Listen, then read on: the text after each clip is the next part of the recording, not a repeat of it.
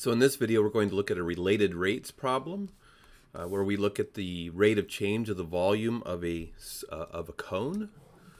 So the example here says, suppose that a conical tank is losing water. So that losing is a key word. That means that the rate of change of the volume is decreasing or negative. As a result, the height of the water in the tank is dropping at a rate of 0.2 of a foot per minute, and the radius of the surface of the water is decreasing at a rate of 0.1 of a foot per minute. What is the rate at which the tank volume is changing as a function of time? What is the rate of change in the tank volume at the moment when the radius is 1 foot and the water depth is 2 feet? So we're being asked to find the rate of change of volume of a cone. And what we want to recognize is that the volume of a cone is going to be a function of both its radius and its height. And the volume formula for a cone is pi over 3 times r squared h.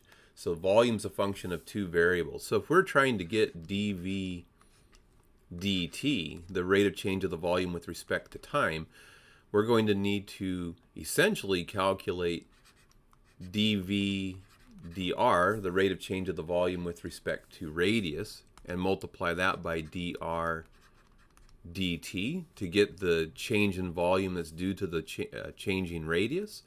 And then we're going to be adding to that dv dh times dh dt. So the rate of change of the height contributes to the rate of change of volume, and the rate of change of radius contributes to the rate of change of the volume.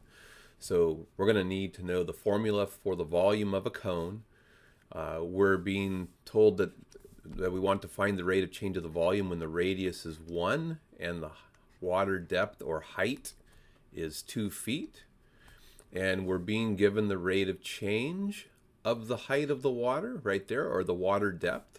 So we're told that dh dt is equal to 0.2, but it's dropping, so it's negative 0.2. And we're told that the rate of change of the radius of the water is 0.1. So we're told dr dt is equal to 0.1. It's negative because the radius is decreasing. As you lose water depth, the radii are going to be getting smaller and smaller as the depth or height gets smaller and smaller. So the first step is always, hey, what is the formula that relates the variables? This is a related rates problem. What is the formula that relates the variables? And then what are the rates of change of those variables? And is there a specific moment in time that we're interested in which case we need to know the radius and height at those specific moments? So to get dv dt, we simply take our volume function, pi over 3 r squared h, and we want to find the time derivative of volume, so dv dt. So we need to take the derivative of the volume function, so the constant multiple will stay out front.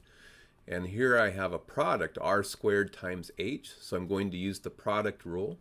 So the product rule says take the derivative of the first function, so I have r squared, so I'm going to take the derivative twice r, but I'm going to need to use implicit differentiation to find the derivative, so I need to multiply that by dr dt. It's really an application of the chain rule there. I have r as a function of t inside the squaring function.